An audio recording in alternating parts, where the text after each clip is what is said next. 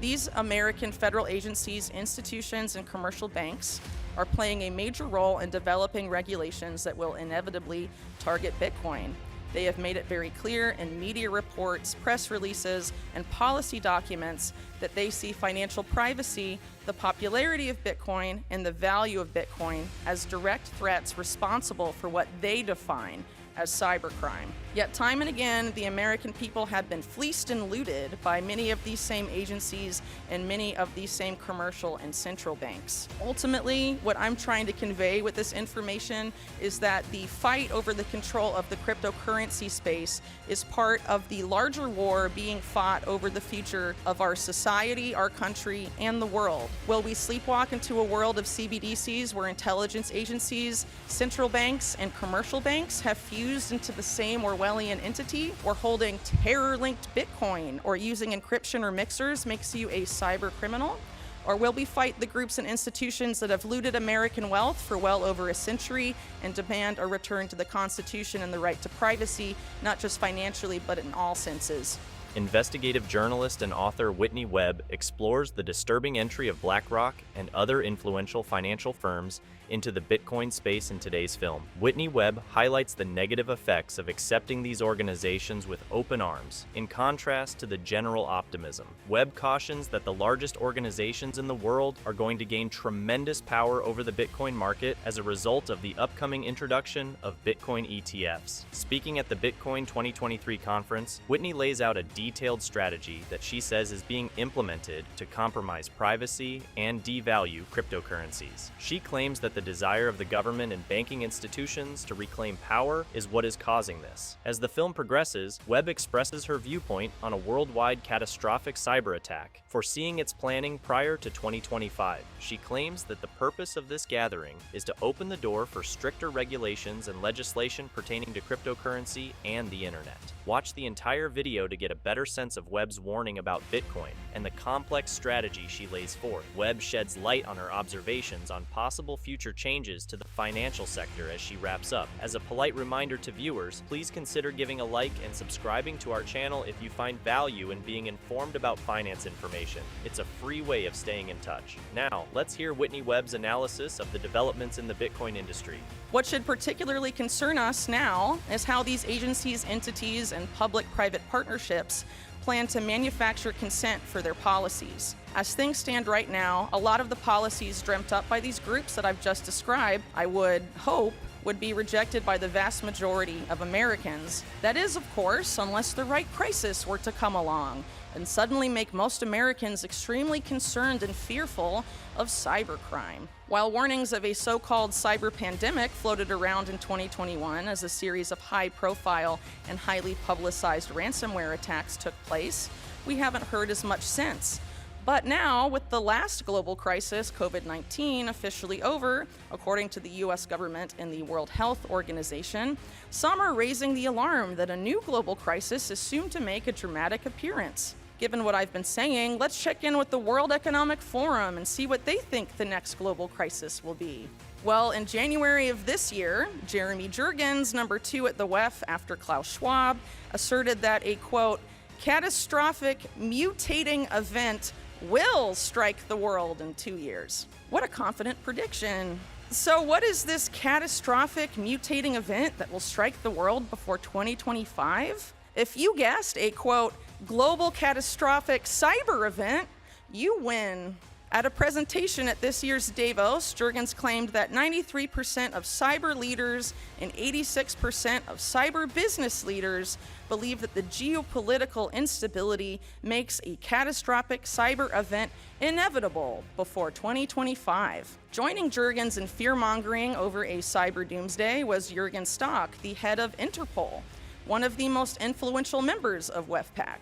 I should also add that the United Nations, which as I mentioned earlier, is currently making its new cybercrime treaty, has named Interpol as uniquely positioned to be the implementing partner of a number of the 2030 Sustainable Development Goals, specifically when it comes to disrupting financial streams of terrorists, securing cyberspace, and curbing illicit markets. Jurgens and Stock's comments about a catastrophic cyber attack before 2025 spawned hysterical mainstream media headlines warning of cyber apocalypse 2023.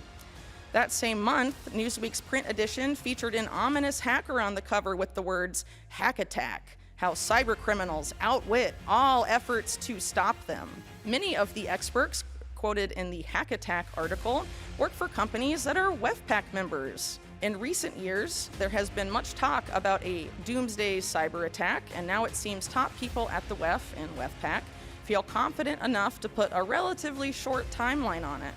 How bad will this attack be if and when it materializes?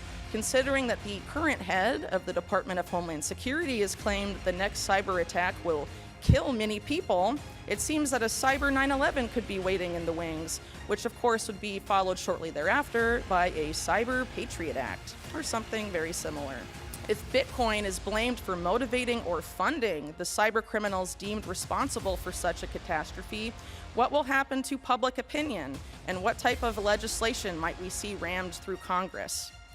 Given what I've described today, the WEF and its allies, including several U.S. government agencies, need a couple of things to come to the forefront of the public mind before they can offer their dystopian solutions that they already have on the books. In order to fuse banks, regulators, and the national security state to end fragmentation in the global financial system, global financial instability must first become a major global concern. With everything that has been taking place since the collapse of Silicon Valley Bank, it seems we may not be too far away from global financial instability becoming a top concern for the average person. The other thing they need to happen is for the average person to become incredibly fearful of financial privacy and online privacy to the point that they will willingly trade their privacy for greater security, or rather, what will be sold as greater security. Bitcoin, privacy-minded crypto, and privacy-preserving technologies like encryption must become public enemy number one in order for the offered solution, a completely surveilled internet and completely surveilled financial system, to be accepted by the masses.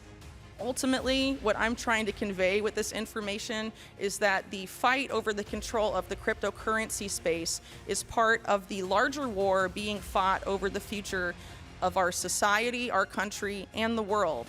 Will we sleepwalk into a world of CBDCs where intelligence agencies, central banks, and commercial banks have fused into the same Orwellian entity, where holding terror-linked Bitcoin or using encryption or mixers makes you a cyber criminal? Or will we fight the groups and institutions that have looted American wealth for well over a century and demand a return to the Constitution and the right to privacy, not just financially, but in all senses?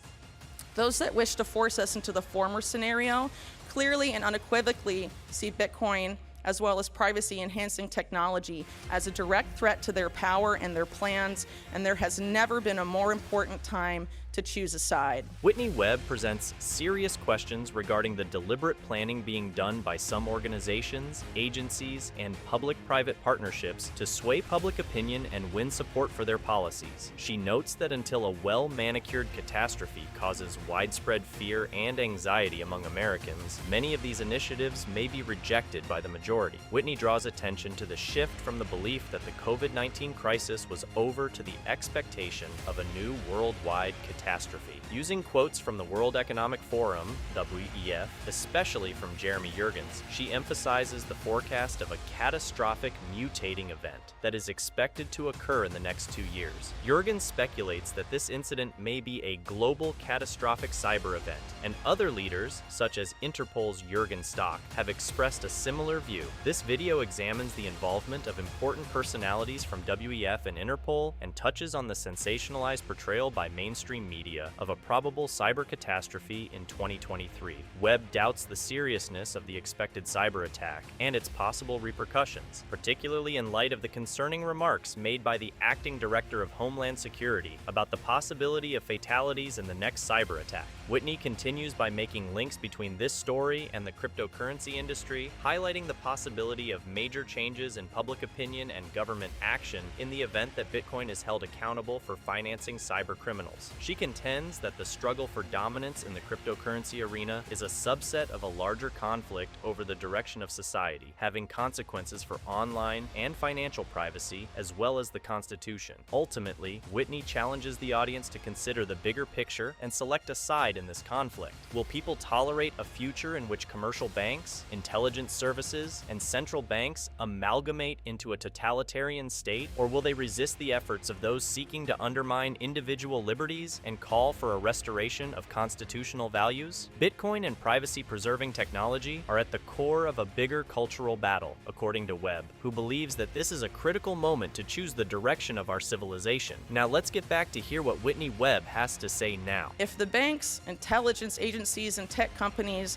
that partnered with these initiatives see not just financial privacy, but the value of Bitcoin itself as a threat, it goes without saying that their efforts to stop cybercrime at its source would not just involve eradicating financial privacy when it comes to crypto, but also working to devalue crypto. With such groups openly discussing working outside of legal frameworks to accomplish their goals, Bitcoiners must start paying closer attention to these shadowy groups. There is no proof that cryptocurrency, or more specifically Bitcoin, is the key driver of cybercrime, as cybercrime significantly predates the existence of both. However, cryptocurrency does present a threat to the plans of FSISAC members and their partners to begin producing digital currencies controlled either by approved commercial banks or central banks themselves, digital currencies that are designed to be easily surveilled.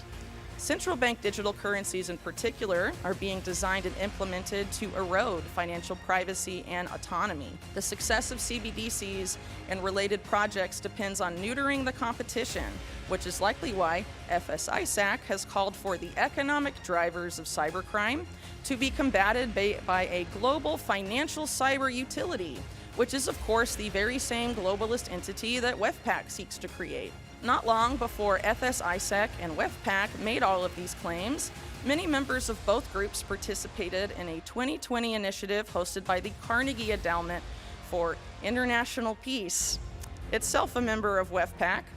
The president of the endowment at the time was William Burns, who subsequently became Joe Biden's pick for CIA director less than a year later. The Carnegie Endowment's initiative brought together many members of WEFPAC and FSISAC with an important addition: representatives of central banks, namely the U.S. Federal Reserve and the European Central Bank.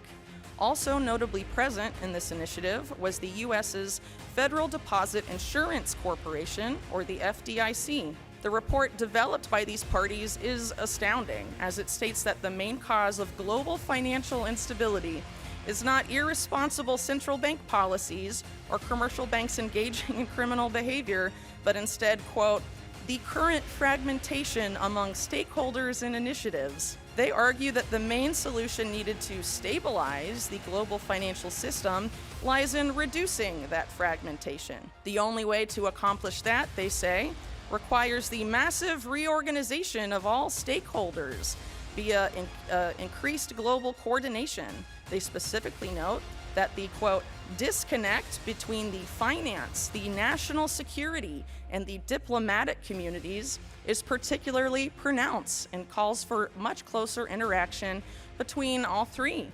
It goes on to state the following, quote, this requires countries not only to better organize themselves domestically, but also to strengthen international cooperation to defend against, investigate, prosecute, and ideally prevent future attacks. This implies that the financial sector and financial authorities must regularly interact with law enforcement and other national security agencies in unprecedented ways, both domestically and internationally, end quote. Essentially, this initiative has called to begin fusing commercial banks and financial authorities, like regulators, with national security and law enforcement agencies. This policy could not be more insane or dystopian.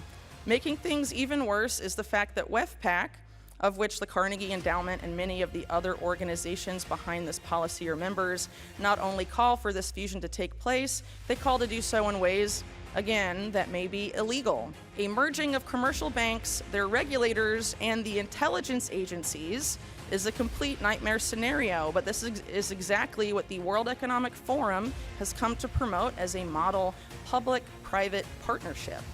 But perhaps more critically for American citizens, this is a policy developed with the direct participation of the U.S. Federal Reserve, the FDIC, the U.S. Secret Service, the FBI, the Department of Justice, and the country's most systemically important commercial banks.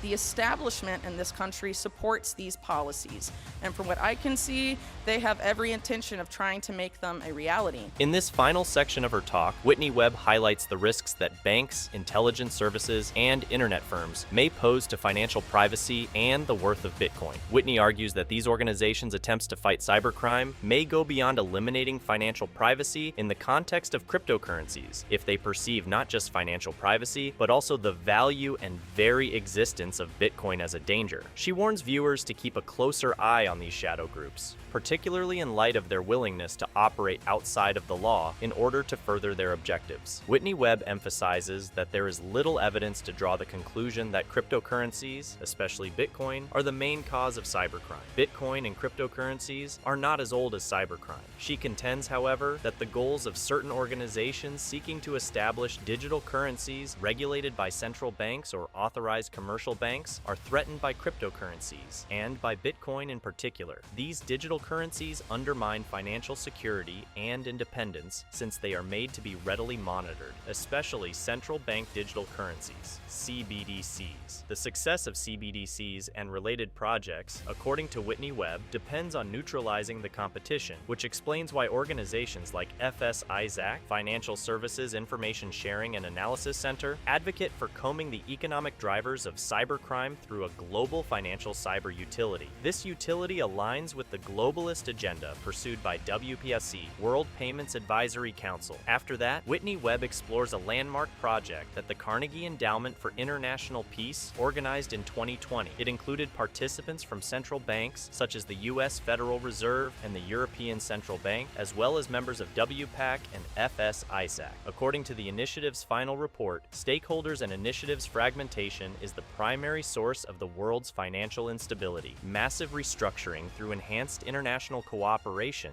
is the suggested remedy, with a focus on deeper connections between the diplomatic, national security, and financial communities. Whitney Webb calls this idea insane or dystopian, since it calls for merging commercial banks, their regulators, and intelligence organizations. She draws attention to the alarming reality that WPAC, which includes institutions like the Carnegie Endowment, suggests doing so in ways that could be against the law in addition to supporting this convergence. Webb notes that powerful organizations including the U.S. Department of Justice, the U.S. Federal Reserve, the FDIC, the U.S. Secret Service, the FBI, and significant commercial banks have all endorsed this strategy. As for the possible ramifications for American individuals and the larger financial system, Webb says this backing shows a clear commitment to implement these laws. Now, until next time, don't forget to subscribe for more videos like this.